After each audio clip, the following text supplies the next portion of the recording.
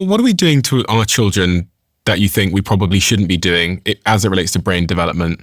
Here's the thing that's really important about this debate is that nobody really knows, and I'll tell you why. It's because to do anything in science, when you're saying something about a group, you need to have a control group that you're comparing against. And when it comes to asking the question of, hey, kids growing up now with social media or the internet, how do they compare to other brains of kids who don't grow up with that? Well, we don't have a control group unless you look at kids who are incredibly impoverished, or let's say Quakers who don't believe in technology. And with both those groups, there's 100 other important differences. So you can't just say, oh, look, I'm comparing to this kid who grew up without food, and I'm going to say there's this difference. Who the heck knows why the difference is there? Even a generation ago, there's so many differences in terms of diet and pollution and politics and blah, blah, blah, like everything that you can't do it. So I only mention this because I think it's very important. A lot of people pipe off with things about, oh, the younger generation, their brain, this, that, but we don't actually know. And I will tell you that I happen to be a cyber optimist on this point about what growing up with the internet does for young people. I think it's going to make them much smarter than the generation that came before. And here's why. It has to do with the size of the intellectual diet that they can bring in. So when I was a kid, I grew up pre-internet. I wanted to know stuff, so my mom would drive me to the library, which was 25 minutes away, and I would pick up the Encyclopedia Britannica, and I would flip through it and hope they had an article about the thing that I wanted to know about. And that's how I was able to get my little straw of knowledge. But now, kids are growing up with access to anything they're interested in, and this is so good for the brain.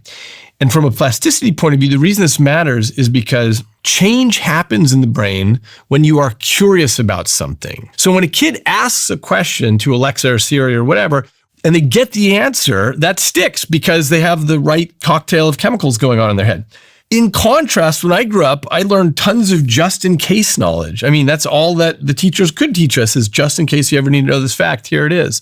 But kids are in a really great situation now. So there are pros and cons to all this stuff, but I think I'm very optimistic about what this means for the warehouse of knowledge that kids can build up now. And by the way, I saw an interview with Isaac Asimov in 1988. He was the great science fiction writer who wrote Foundation and so many other books. And he was saying on the show in 1988, he said, look, I envision a day when there will be one central supercomputer and every house will have a cable running to that supercomputer. And you can ask any question you want and it knows the entirety of humankind's knowledge on that computer.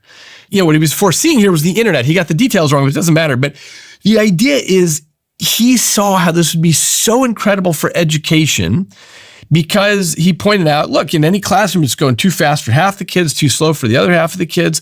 And if you could just pursue the sphere of humankind's knowledge, if you could enter in whatever door you wanted to, that's the way to do it because you'll be motivated. Now, he wasn't talking about brain plasticity or anything, but this is exactly what I'm saying from a brain plasticity point of view. It really matters. I'll just mention something, which is a lot of people are concerned that, with AI, we're going to get lazy. We won't, know how to do anything anymore because we can outsource it. It just so happens that I love doing home improvement. I'm always fixing my house. I have 3x'd myself in the last half year because of AI. Because I take a picture of something, I say, hey, I've never seen this kind of thing before. How does this work? Whatever. And ChatGPT says, oh, you do this and you take this out and here's the bolt and blah, blah. It's not me outsourcing it. It's me being curious about something. And so I remember how to do everything now. I know how to do much more than I used to because I like it. What about there's been a couple of studies that have come out that say things like your brain's going to atrophy if you don't continue to write or if you just defer all of your learning to things like ChatGPT or other AI models. One of the areas that I think in one of the studies, was it a Stanford study that everyone was talking about, where the participants used Google and AI and then they'd learned something themselves. But one of the things I've wondered is if I'm going through my business life and I'm encountering hard problems, and every time I encounter a hard problem, I drop it into an AI, the AI spits out a text-based answer. I copy and paste that and send it as my response. Presumably there's some kind of important part of the learning cycle or the neurological development that I'm like foregoing there, I'm missing, that I probably should, you said earlier about doing hard things. What I'm doing there is I'm avoiding the hard thing, which is like thinking about it and trying to understand it. Yeah. Here's, I think, the really important distinction. There's vicious friction in our lives and there's virtuous friction. So vicious friction is all the stupid stuff that you have to do. Like, hey, Steven, for your business, I need you to copy this spreadsheet over here and fill in all these cells and do your taxes and whatever. Okay, that, if we can push that off to AI, is massively important for improving human lives.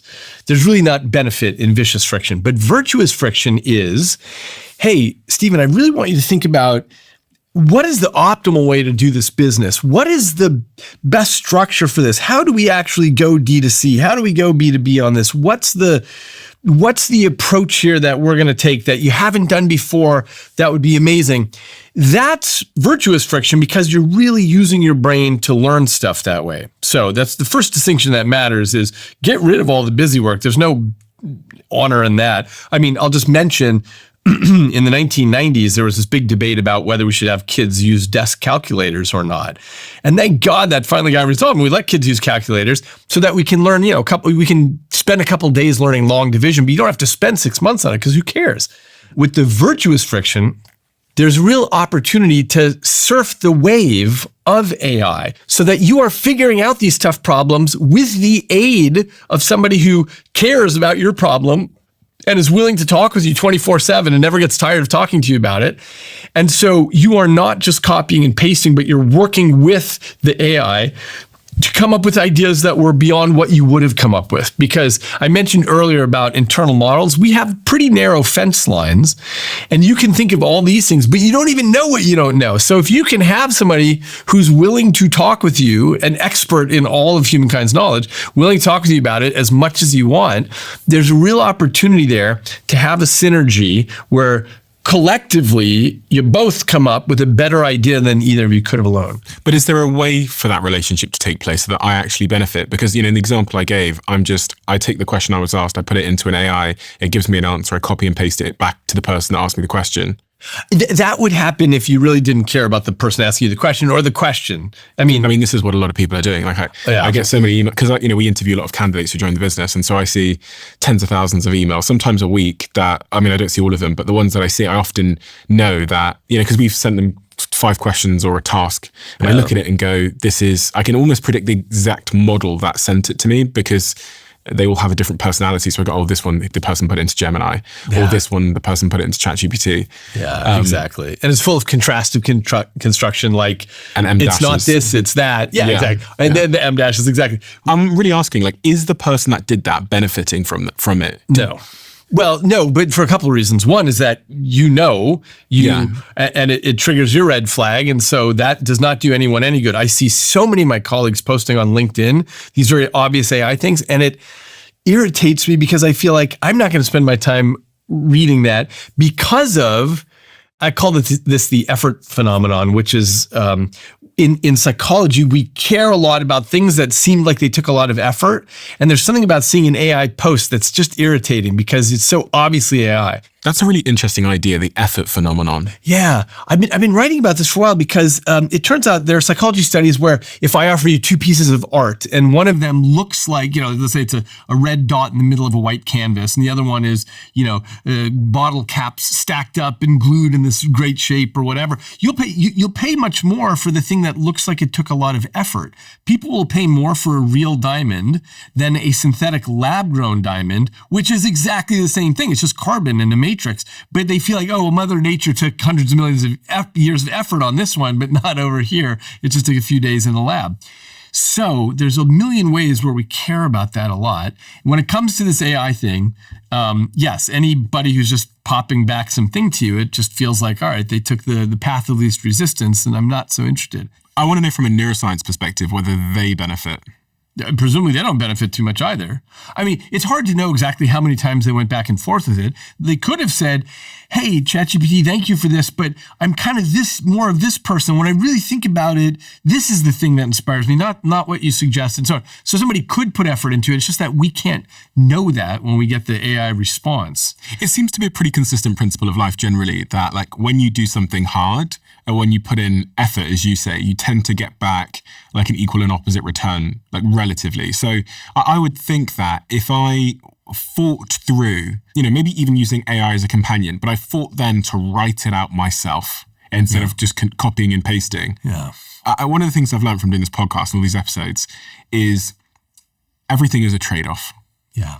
And if you don't know what the trade you're making, then you're often at great risk.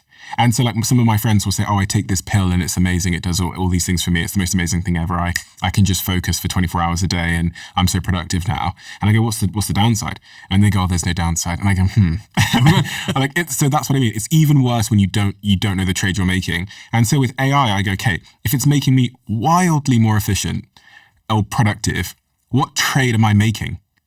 I think understanding this, it's probably not two categories, but a spectrum from vicious friction to virtuous friction, but really paying attention to what is virtuous friction, what would make me a better person if I actually put the effort into this. That matters a lot. And I will say, for us as professors, for you looking for job candidates, we need to change how we're asking the questions. If we just say, hey, answer these 5 questions, of course, everyone's going to use it. For example, in my classes at Stanford, I don't have people turn in a final paper anymore.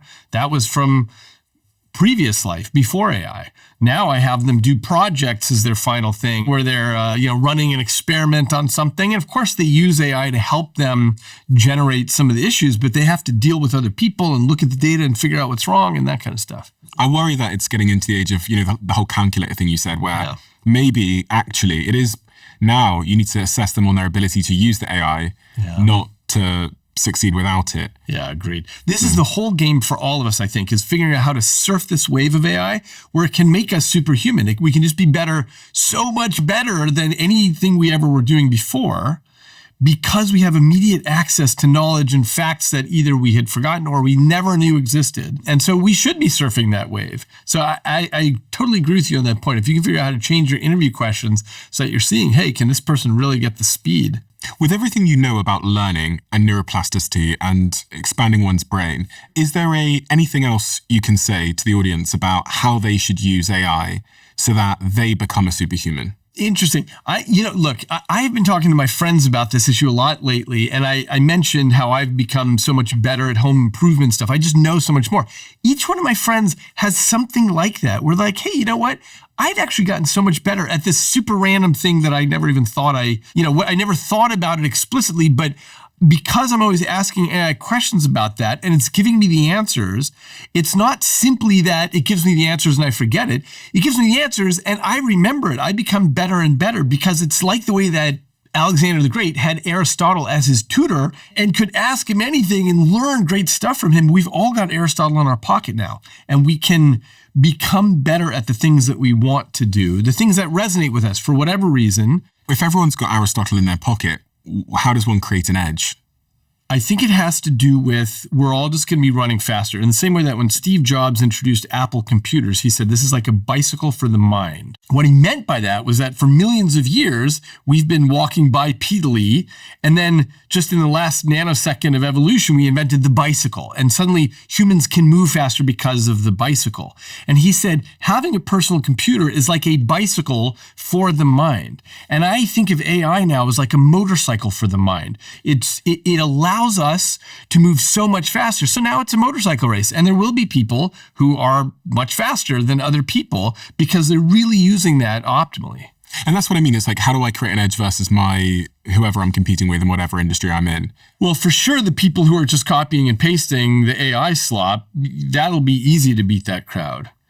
But otherwise, I think it's just a matter of, hey, these are the newest things. It's like in history when the new sword gets invented or the new gun or the new cannon, you have to keep improving and using that. And that's what's going on now with AI. And from a neuroscience perspective, if I wanted to use AI based on all these things you've told me about novelty and all these other points that expand the connections across my brain and give me a big cognitive reserve, what might I install as a practice every week when I'm speaking to my AI? Oh, ask it questions that you're curious about anything. Just asking it questions. Here's one thing I do all the time.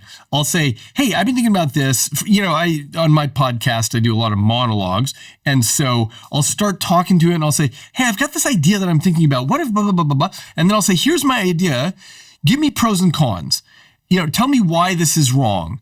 And I do that pretty much with everything that I ask it. If I'm proposing some, stupid seed of an idea, and it really gives me the counter arguments and I really engage with it. That is the important part, I think. And by the way, I just want to say, I think for the next generation that we're teaching, there are really only two things we can teach, because all the details of, hey, let's teach computer programming or something, that's probably already gone as a useful thing. So what we can teach is critical thinking and creativity. That's it. I think that's such an important point, this point about asking your AI why you might be wrong.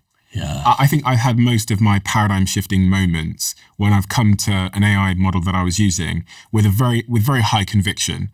And the prompt that always I think is most sort of expansive in terms of my intellectual knowledge is when I say to it, be brutally honest about your opinion, think for yourself and be objective, and tell me where my blind spots are. There's something innate within us all where we don't actually want to be wrong. We often, I think, as a natural reflex, and this is why people get really sort of trapped in echo chambers of political opinion. And, Leon Festinger talked about this idea of cognitive dissonance, when something you believe contrasts with new information and how it makes you feel uncomfortable. There's something, when I type that out, when I love the idea or the thing I've written or the memo I've written, this new idea, and I go, go on, tell me why I'm completely wrong, and it eviscerates me, it is both uncomfortable, but it feels incredibly important, because then it's like I've grown. But these AIs, they're programmed almost to like kiss my ass. Yes, although, ChatGPT released a very sycophantic version, I don't know, maybe a year ago, meaning it compliments you. You give some idea and it says, oh, Steve, that's the best idea I've ever heard. You're a genius, and blah, blah. And that didn't last very long, that model, because nobody actually liked it. So you're exactly right. And I'm sure most listeners know this, but you can tell your AI to be brutally honest with you all the time. You can tell them to do that all the time, and it'll do that. So you can establish the kind of person that you're talking to. Here's the thing. You're right, of course. People don't like to be wrong. It can be socially embarrassing. It can be uncomfortable. And yet there's something very different when you're talking to your AI. It's a very private thing. And you say, hey, tell me why I'm brutally wrong. And when it tells you, you think, oh, thank God it's telling me that, instead of like a real human. So I think a lot of that is alleviated with AI. We don't feel as bad about being wrong there. As you were saying that, I just went on ChatGPT and I typed this in. Is my joke funny? And the joke I typed in is, knock, knock, who's there? A lettuce. Lettuce who? Lettuce in and I'll tell you. Okay, you didn't laugh, I didn't laugh. Okay. ChatGPT said, yes, it works as a joke. Solid structure, uses the classic pun payoff, which is exactly how most knock-knock jokes land, and then it's done a laughing emoji. I then said, be brutally honest and completely objective. Was that funny? It said, it's not very funny. Interesting. But that's interesting, because it depends, right? A little child actually finds that joke funny. And for a little child, they then get to repeat that to their classmate, and they're learning how to do a joke and so on. So I'm not sure I think there's a single answer to whether that can be funny or not. But the interesting thing is it just reinforcing what I already believed. And therefore, when we think about growth or having a growth mindset, if someone's just always reinforcing what you already believe and know, I don't know if it's ever going to be a growth mindset. I mean, I just asked it again. I said, be really honest. And it said, it's absolutely not funny. Yeah, but remember, all it's doing is it's a statistical parrot. And so when you say be brutally honest, it thinks that's what it should answer. I said, also, be even more honest. It says it's basically not funny at all and you shouldn't say that to people. Okay. And it says comedic originality 1 out of 10, likelihood of real laughter 1 out of 10. Well, that's quite good. That's quite accurate. Here's the thing. I've been thinking about this issue a lot, about whether AI can be funny. And at the moment, it can't be. It's great at repeating jokes, but it doesn't understand humor on its own. What it knows, if you ask it to make up a new joke, what it'll do is it'll have, the first guy walks in the bar, then the second guy walks in the bar and does X, and that establishes the pattern. But then the third guy, it'll have break that pattern, which is the structure of a joke. But it doesn't know how to break the pattern in a way that's funny. It's just the third guy does some random thing. So AI, as it stands now, the way it's structured with what's called a transformer model, doesn't know how to think of the punchline and then go back and make the joke lead to that punchline. A lot of people don't either. Do you know what I mean? Right. Like, I say that not in an offensive way, but just to say that, like, I don't know. I often hear the claim that AI could never be creative. It's massively creative. Here's why. Creativity in the brain, all creativity is you absorb your world, the whole world around you, every experience you've ever had, and then you're bending and breaking and blending those cognitive concepts into new remixes. That's all creativity is, and you're doing that all the time, whether you're just trying to think of what to say next or what recipe to make next or what patent to do or what company to start. You're just remixing the stuff that you already know. And that's why, I don't know, take Beethoven. He could have written any kind of music that was being done anywhere in the world. But of course he didn't. Like, that's what he grew up with, was the music in his local culture and so on. What we have now is a much broader diet, as I mentioned before, where we can get everything going in. But the point I want to make here is that AI, that's what it does. It remixes stuff that's come in. So AI is massively creative. The part of creativity that AI can't do right now is selection. Meaning it can generate 100 pictures, but it doesn't know which one to pick. It doesn't know which one is going to be the most appealing to you, but it can remix beautifully. But neither do humans, right? So if I asked an intern to make me 100 pictures, I mean, I could get my AI to pick one, but it wouldn't know what the intern or the AI wouldn't know which one I loved. The intern would have a much better shot at it. And as the intern is there for a while, he or she becomes quite good at getting, I get Steven's taste. It would be this one. And AI can't learn that, what my taste is? I don't think the AI could learn that about visual images, because when it generates the pixels, it's doing this, this magical stuff under the hood where it's deciding which pixels and how they diffuse together and, makes the image. But it doesn't know how to read that image like, the way this is and blah, blah, that'll really appeal to Steven. It's not seeing the image except as a bunch of pixels. You need to be a human for that. Because I feed, so I was doing an experiment recently where I took my behind the scenes channel, which is a 30-minute long video. I dropped it into Gemini and I'd say things to it like, predict where people would drop off on the video. And then we upload the video to YouTube. We get the retention data back. And Gemini, in the last 2 times that I've done it, has a 100% record of knowing that at minute 7, where insert person talked for too long and might have been a bit more selly, might have tried to sell a hoodie, for example, in that part, it would say, you're going to lose people here. And it would very accurately say why. It would say, because you talked for 74 seconds and it was jarring versus the moment that came before it. And when I feed the AI, I don't know, let's say thumbnails and say, which thumbnail is going to perform the best? We did a test it recently where we put 4 thumbnail test results that we knew the answer to into Gemini and said, which one's going to win on YouTube A/B testing? And it got 100% accuracy of predicting on data we already had which one would win. Okay. And so now I don't know. I keep having these paradigm shifting moments where I go, no, only humans could do that.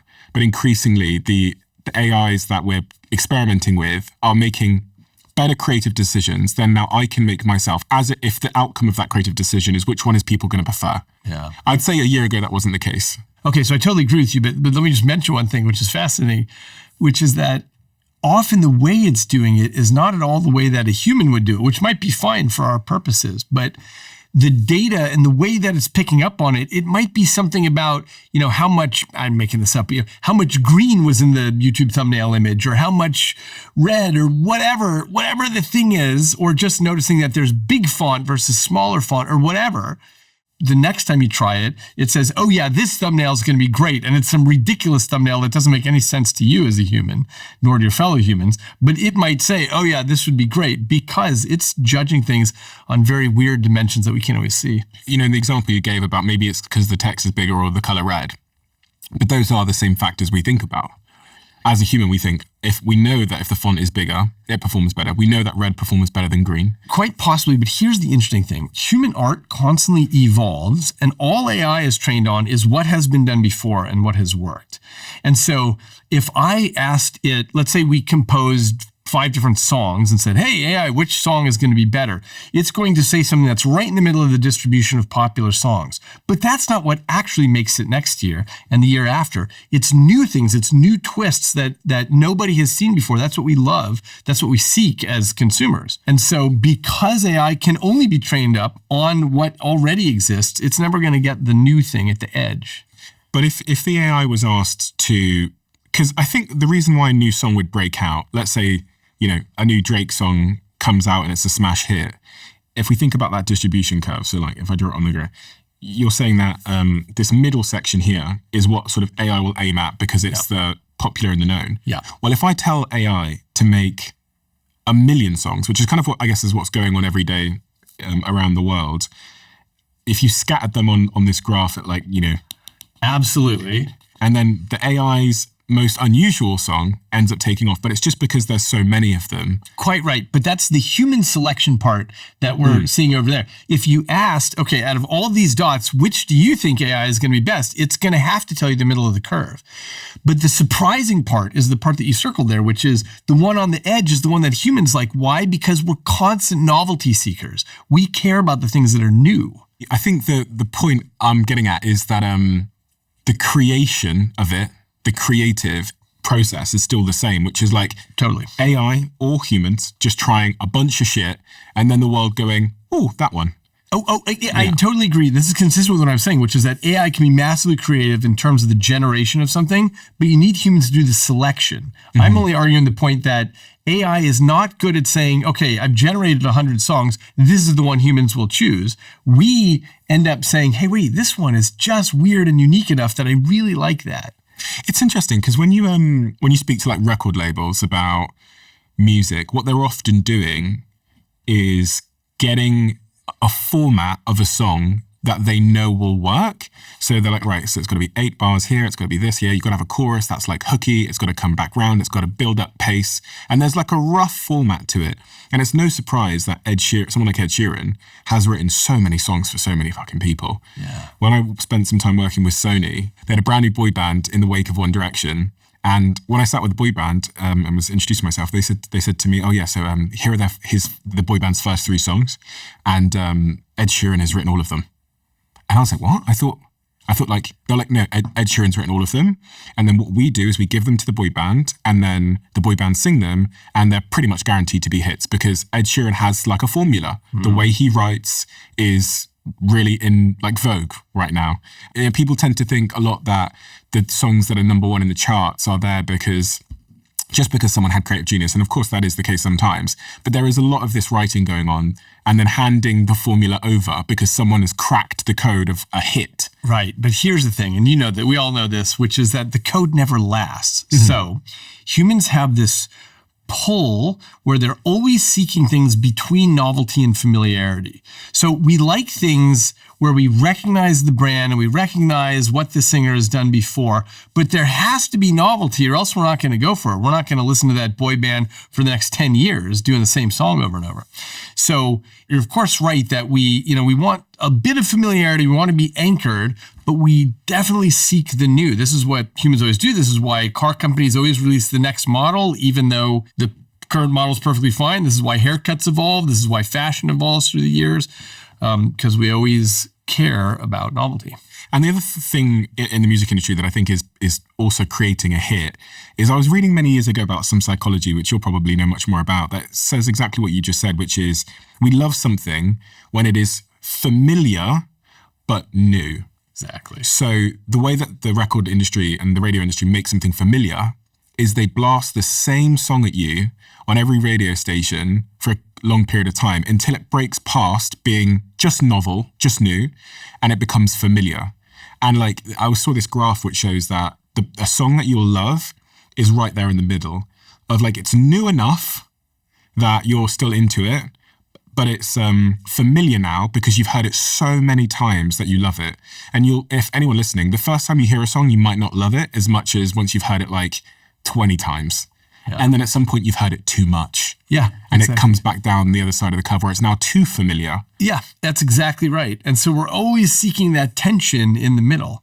And companies run into this all the time. Like sometimes they try things that are too novel that just completely fail. Coca-Cola tried this a long time ago with introducing new Coke and no one liked it, whatever. And other companies like, what was that company? BlackBerry with the little thumb things that you can press the physical keyboard on the phone. They failed because they wouldn't change fast enough. But anyway, companies that make it are always staying in that sweet spot.